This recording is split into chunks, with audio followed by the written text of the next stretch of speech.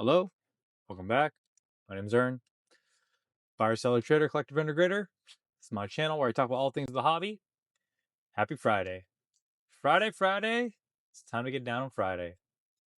I wonder what she's doing these days. Shout out to Rebecca Black, who's probably like, dude, she must be like, what, 28 probably by now? Anyway, sorry, that's weird. Welcome back to the channel. Today's video. Well, first and foremost, if you like the channel, so like, comment, subscribe, do your thing, whatever. I like and comment. I like and thumbs up every single comment, regardless of what it is. So I do it for the algo. You get a little dopamine. Help me out. I help you out. Anyway, today's video. I've been thinking long and hard, long and hard about this topic, and here we go. Here goes nothing. We're gonna talk about the invisible hands in the hobby. Now, um, this is a pretty dicey topic, I would say. And I want to try to explain all the nuances of what is going on in the hobby that most people have no idea about. Okay. And I'll start off with a couple stories and examples, and hopefully I can illustrate my point.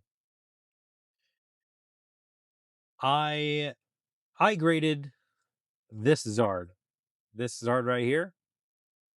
This Zard. You might recognize it from Inferno X. I bought it at Card Party from my friend. Um Shout out to, oh my gosh, I forgot already. I bought it from a friend at Card Party, and it was a clear PSA 10, left to right, a little thick, but it's still within PSA 10's guidelines. I bought it from him, $650. Now that was about market or a little less than market at that time. I sent it Super Express. That's $300 with PSA, and all in, I was close to about $1,000 after shipping and fees and that kind of stuff for this card. Okay, $1,000. Got it back within 5 days, and boom! As soon as the grade popped, and because it went straight to the vault, I got a magical offer. You want to know what that offer was? $2,850. Now, you're probably saying $2,850. That doesn't make any sense at all. You might be a buyer of this card. You might have looked at comps. You might have kind of done your research. I got an automatic offer of $2,850. And by the way, that was not the top offer that I got. It was over 3,000. But for whatever reason, it bugged out. We didn't get the offer in time. Yada yada yada. So we walked away. We took the offer of 2,850. Okay. You look at comps and you wonder, how did you get that much for it? It's nowhere in sight. You cannot find this comp on the internet. Why? It's because PSA gave me the offer. Now you're probably saying, PSA, they buy your cards back? Of course they do. There's an offer system. If you're unaware, on PSA's website, if you have cards in their vault, there's an offer system, and those offers seemingly come out of nowhere. Sometimes they're above comps, sometimes they're below comps. Usually they're somewhere, they're about 90-95% of comps. Okay. And so I sold this card, and you're probably wondering, like, who bought it? Now, back in the day, PSA said that they were doing offers on behalf of buyers. Uh, I don't remember. I think it was like early this year. And so if you're a buyer, their buyer network or whatever, you're sending an offer to buy a card, and they match you with that card from specific sellers and that kind of, from specific people who have those cards in inventory. Um, what is very likely going on is, for a lot of the slabs in the vault that are not being sent to offers that are on eBay, right? Not every card that is on in the vault is on eBay. It's just in the vault. It's not exposed anywhere outside of PSA's buyer network. Um, what's very likely happening is it's going into, all right, this guy's on his phone. It is going into their network of mystery bag sellers. One example is Courtyard.io. Do you know what Courtyard.io is? It is essentially an online mystery bag product in which you put in money, right? You buy from a set pool of items within let's just say like in this pool there's 100 slabs and it's $100 per pull. You get a chance of getting certain cards. Okay. Courier.io raised $30 million in July. Now, $30 million for a Series A tech company is pretty good, right? That means there's some level of product market fit, or they generate enough revenue where investors believe there's a true business model behind this. I believe last month they reported $40 million generated on their platform. Okay. So hear me out. I promise this will all make sense. In Courier.io, and very similar to if you pull, mystery bags on Fanatics, I've done that before as well. When you pull a slab and you don't like it, you can sell that back. You can sell that back to them. Obviously, you're going to sell it back at a percentage. I think it's 90%. That's at least how much it was on Fanatics. And so that's like the name of the game. And people are hooked on this stuff. It's popular. Is it gambling? Yeah, sort of. Is it entertaining? Yeah, sort of. But this is an entire revenue stream that purely exists and is being supplied by slabs from your everyday grader, people who have items in the vault, right? Let me go back to Courier.io. $40 million a month, right? Do you guys know how much that is? $40 million a month. Your local LGS, I guarantee you, most of them do not make more than, in gross revenue, most of them do not break $1 million a year. That's perspective, right? $1 million a year would be like $80,000 a month in sales. Most LGSs, right? If they're still around, definitely do not eclipse that. So let me talk to you about an experience I had in Fanatics. Shout out to Dan, Catch 'em All Collectibles, on his anniversary live stream. I was watching PK stream on Saturday of Card Party. I had some Fanatics credit, and they were doing a mystery bag product, $150 a pull, I think, or $150 a pull, and same concept, right? It's different products, same concept, but they're all kind of the same thing. I'm sitting there at dinner, and I used the credit that I have, and I ended up pulling like 4 or 5 times. I did not actually have to put in additional money, more than like 30 or $40, because I had enough funds in my account. But also because of the pulls that I got, I didn't like, so I just resell it back to Fanatics. My average value of card that I pulled was like, I don't know, 90 to $120, right? So selling it back, I would get anywhere between 80 and 110, $105. I didn't have to spend that much money to get 5 or 6 pulls, 4 or 5 pulls, okay? Outside of what I had in my wallet. And I, as a user, by the way, I typically don't participate in this stuff because I have a super addictive personality, and gambling is a very sensitive topic in my family. I don't like to touch stuff because I will get hyper addictive and spend way too much money. I spent in net, right, or in gross, I guess it was $600. Actually, $750. That'd be $600, 4 pulls. One person, me, someone who does not actually participate. I spent $600 on a live stream on a mystery bag product, on a digital product of cards that I never actually touched physically. Now we are 9 minutes in this video, and all I've talked about is mystery products. The average everyday user does not understand how much money is flowing into the hobby and how much money is spent. Regardless of what you think about mystery bag products, there are these companies. PSA's in the middle of it. You have Fanatics. You have Courier.io. You have probably eBay one day. You have Whatnot, who they've kind of banned a lot of this like product and behavior. But I would not be surprised if one day they decided to develop something like this on their side to actually enable people to spend money. The point is, there's so much money being spent, and I haven't even started talking about what does it take to sell booster boxes, graded cards. I'm only talking about digital mystery bag products. Okay. $40 million a month from Courier.io. Insane. Okay. So let's park that thought. That is one invisible hand that people do not realize that is going on. You don't actually hear a lot about people talking about this because I think partially like the user base for this stuff is a little bit different, but all in all, this still has an impact on supply. It still has an impact on what people expect comp wise when they're selling cards. And in turn, over time, it does impact what the expectation is for someone to sell their cards outside of these products, right? A lot of the comps that you get when you go to shows, people base that off of what they see on eBay, but eBay's only going to be able to show the supply that they're able to sell on those platforms. It's not going to be able to show what PSA is getting and offering for their partnership with Courtyard.io. Okay. One invisible hand that's operating in the background. Nobody really talks about it. The content's pretty entertaining. You have some streamers spending literally tens of thousands, a single person, tens of thousands of dollars in one live stream. That's more than your average everyday comic book shop probably gets in a weekend, a week, several weeks, right? I'll pause there. So let's talk about Burger Chew, the one and only.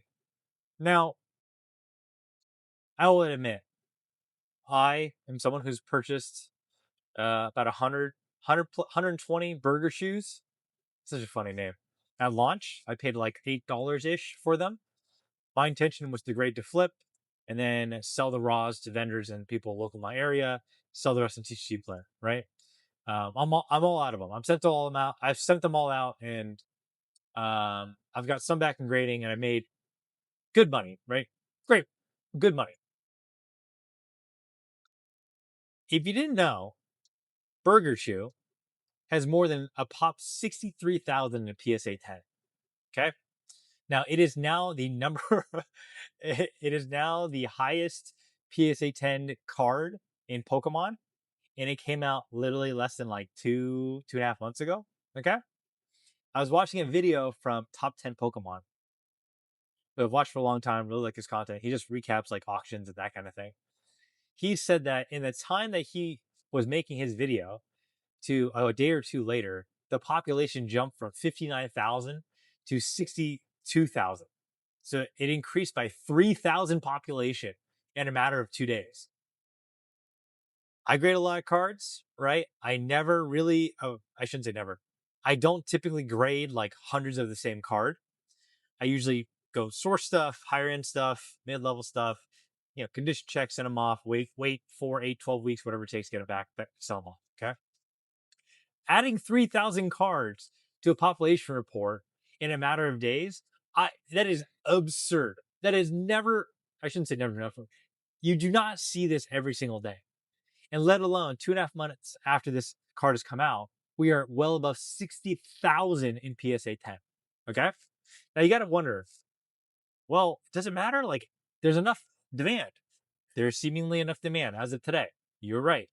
But you have to ask this critical question: where did all these graded cards come from? And who is grading them?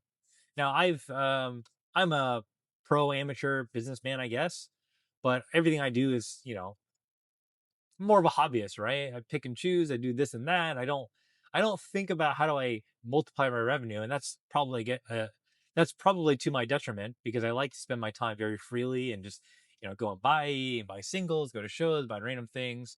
I haven't really I don't operate in a way where it's like, oh, I want to 3x my revenue and do X Y Z. I should do that. I will do that, but that's not how really my brain works and how I engage with the hobby. I was informed several weeks ago from very good friend, good contact, very successful business person. Because we're talking about Burger Chew, right? We're talking about, you know, what do they think about what happened, and what was shared with me really opened up my eyes on who's really powering the hobby. So this person graded thousands of copies of Burger Chew. Okay, thousands of copies of this promo that was that was given away in Japan, sold by a US seller. You have to think, where does someone get the wherewithal to even believe that's a good idea, right? And I think this is where people get a lot of the hobby twisted and confused, like, oh, good guy, bad guy, like, what's going on? The successful business people are not on YouTube. I mean, sorry, most of them are not flaunting like what is the next thing to invest in, or you should buy this card, or here are the top 10 singles, or here's investment advice. The successful business people are not engaging in that, right? They are behind the scenes looking at every opportunity to help themselves multiply revenue to an extent where the average person cannot even comprehend. Like I just shared with you an individual grading thousands of the same card because they have that much conviction and they understand that PSA was given a nice little rate in September, $50, 5-day turnaround. If you grade with them straight to auction, thousands of dollars times $50 is is more than $50,000 in grading fees because this people, this person, sorry, and people like them understand that this is what it takes. This is how crazy the market is, but this is how much they can. I don't want to say exploit because it's not really exploiting. This is how much they can take advantage of all the hysteria that's going on right now. So going back to Burger Chew, 63,000. A large majority of the, or many, I would say, I would expect at least half to be graded by Japanese sellers. Japanese sellers have, for whatever reason, their turnaround times seem to be faster. Their first to market plays usually come first, but the rest, they're not. The rest of the population is not coming from collectors who grade. And I think this is where people do not understand. It's not the average everyday person being like, "Oh, I'm going to grade. Therefore, there's pop is 63,000 and they're all collectors. Everyone's so happy with the cards." It is a minority of people driving a majority of the output in order to capture a majority of the revenue. You guys follow me? It's a minority, so a small group of people driving most of the output, so most of the graded card sales, most of the assortment, to capture most of the revenue. That's, people who are buying on eBay, Fanatics, whatever. And so this is the second invisible hand that people don't get. When you're talking about booster boxes and like, oh, this is going up, this is going down, like no one's really making a business buying a lot of these products at market price. Sure, you can try to make a business buying this stuff at like MSRP, you'll get a discount. But like, how do I frame this? That is like child's play compared to what the advanced sellers are doing and how they're capitalizing on today's market. And let me get into the third invisible hand. So you have mystery products, which no one really talks about, and they're generating a ton of like an absurd amount of money, right? You have the small minority of people driving most of the supply, capturing most of the revenue, right? Big time sellers, big time streamers, big time graders. Okay. And here's the third part of this. When people talk about buying at a percentage, the origination of that when a lot of this first started or started to pick up, beginning of last year or maybe the year prior.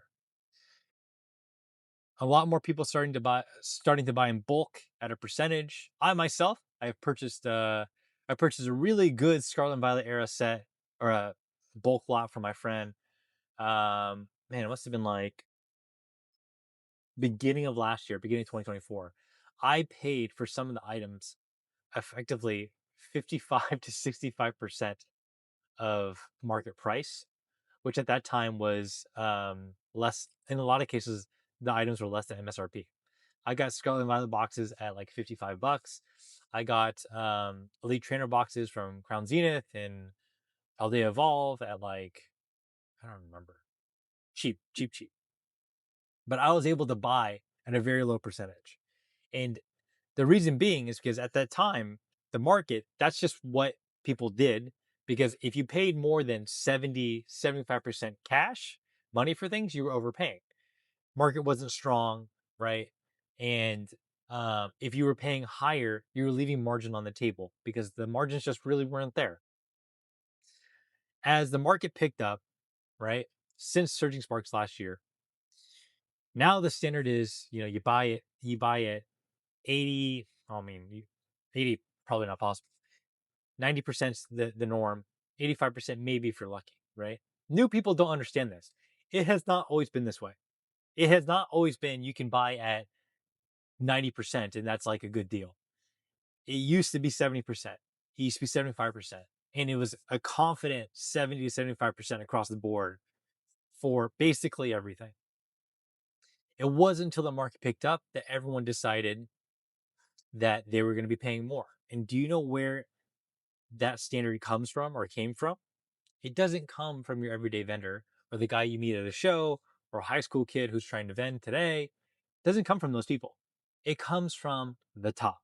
So when the top is not getting enough product, when the top is not getting uh, enough supply to feed their streaming operations, to you know fund their shows, fund their websites, fund their when they are not getting adequate supply, they start to decide I want to pay 80, 85%, 90%, because they have to. When the market gets hot and competitive, they want to buy as much supply as possible so they can resell. And in order to do that, they have to pay a better rate in order to capture people's attention. And this is the third, maybe it's not invisible hand, but this is the third thing that people don't get.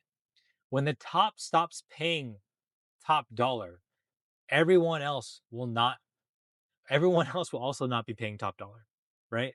So the guy who's setting up shop this weekend, you know, maybe you're going to the East Bay Card Show in San Bruno at the Hyatt Regency this weekend. I'll see you there. The guy who's setting up shop, who's expecting 90%, right? What they don't understand is that market standard is not decided by you.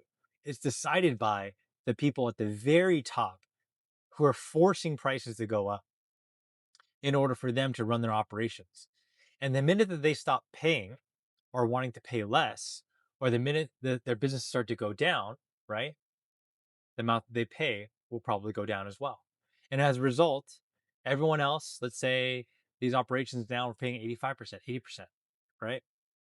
The smaller guys are still expecting the 90%. They're still expecting top dollar, but no one's paying it, right? No one's paying it. And then they are forced to lower how much that they are asking for in return. This concept people don't really get. This market is not fueled by what hold on. Hey, hey, hey. Let me get over real quick. This market is not fueled by what buyers are willing to pay. It's what top sellers are willing to sell at. Wait, does that make sense? Let me think about this real quick. This market is run by what buyers are willing to pay. Everyone knows that. But the impact of that is not going to be the guy at a random show who has a raging bull from temporal forces who says, oh man, I can't sell this at 90%. I should take 85%. Like, that's not indicative of market change. What's indicative of market change is when a top seller, right? A whale, someone who has a lot of influence, a lot of supply, when they're unable to sell at the percentage that they want, that trickles down to everyone else. They can't find buyers at 90%. It it probably means that the next person who sets up at a show in the next few weeks, they probably are also not going to be able to find buyers at 90%. And I think like what I'm trying to highlight at the end of the day, there is a whiplash effect that happens at the top and affects everyone at the bottom. But people at the bottom, right? You don't see this. You don't know this. You don't feel it until the top has. And it's a very unfortunate thing, but I think the sooner people realize that this market is incredibly fickle and everything that happens is a cause and effect, right?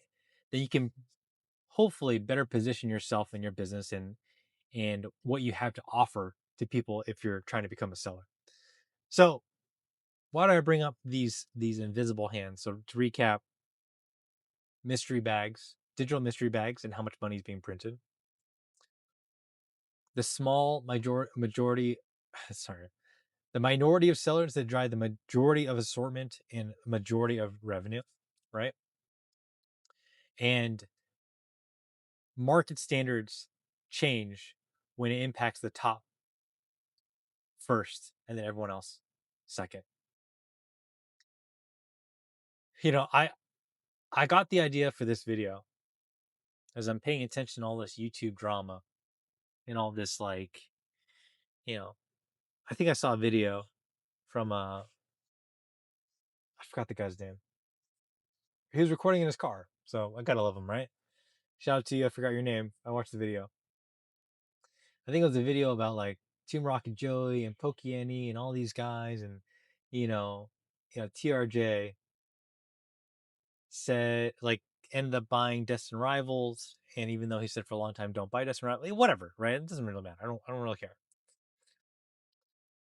And I think this video is like it was very it very much reminded me of, you ever see episode 3 of Star Wars where Obi-Wan is screaming like you are the chosen one? This video is about putting blame on YouTubers. And I understand if you have an audience, you know, to each their own, but there's some level of responsibilities of what you say and what you project. This is part of the reason why I don't give investment. I try not to give investment advice. I don't tell people what to do. I just tell you what I'm doing and I give you reasoning, and so be it. Right. I would try to never put myself in a position where I'm like, you should do X, Y, Z because it's going to go up. It's like, it's not my style. Also, I don't want to be responsible for someone else's actions. This video is essentially like calling YouTube people out for not sticking to their word, for leading people astray, for getting people to believe that, you know, these are the things that you should do. And like, again, I understand and I feel for people who follow advice blindly, but at the same time, at what point do you just accept responsibility for the things that you do? And this is not about education, this is not about income, this is not about, any of those type of things. This is about complete ownership of the decisions that you make and how you choose to interact with the hobby and YouTube and collectibles and cards. Like at the end of the day, you have a choice. Unless someone you know, has you in an arm bar and they're making you do whatever action. When you click that button, when you swipe that credit card, when you do whatever it is, right? You are the person who is responsible for your own actions. I'm reminded. So I've had I worked at 4 different companies throughout my lifetime. 2 startups and 2 corporate companies. And I will tell you something about building great teams, or at least hiring great people. Culture fit is the number one thing. Skill, a lot of skills can be taught and earned, and they evolve, right? People can pick up things very quickly. The number one thing to hire for is culture fit. And part of that is, does this person have the persistence and perseverance, and do they take complete ownership of the things that they do? Now, I'll tell you a his a challenge I had with someone I managed long ago. Right, this person I was really busy, um, and I did the typical boss thing where I was like, "Hey, I really want you to run this meeting because I'm running behind. Can you please run this for me, and get to consensus on this decision that we need to make." Okay. Um, one sec. What is going on here? What the heck? It's like a random car just like in the middle of the road or the side of the road. No one's in it. So I asked this person, go run this meeting for me. And, you know, the meeting went fine. This person generally was like very, um, you know, very troubled that I had asked them to do this last minute, right? Giving a lot of excuses around like, you know, it could have gone better, but you didn't give me any time to prepare, and I would have done better, but you put me in this meeting, and therefore I didn't do well, right? And I explained to them, I put you in the meeting because I trust you. I put the meeting because I know you're capable, and I want you to lead it because I know that you're able to achieve and go above and beyond the thing that I'm asking you. But the counter part of this was like, you threw me in, like you didn't give me a heads up, like what? This is not fair. Like next time, please don't do that. I give this example up because that kind of individual, right? At least in the startup world, is not someone you want to hire. It's an excuse maker. It's someone who's not taking responsibility for their actions, right? And I think when you're in the hobby, there are people who are definite followers, and there are people who are blind followers, right? People who will never question what they are told to do, and never also never take responsibility for what happens to them. And I think what I'm trying to highlight as I talk about in the invisible hand, this YouTube video with this guy talking about, you know, Pokey and TR and all these different guys. Yes, creators and people make content responsible for their own actions. At the end of the day, man, you got to take ownership of the things that you put in your mind, in your body, in your mind, the things that you say, what you spend your money on, because it's your life, right? It's your decision making. And I brought up the invisible hand primarily because now you guys understand. I mean, some of you guys already knew this. Now you guys understand more context about the hobby. Hopefully that changes how you think about, man, should I buy the burger chew at like $400? Or man, I should probably save it to buy a black label burger chew. This is all information and knowledge that if you choose to seek out, you can find these answers, right? I don't have let me figure out how to frame this.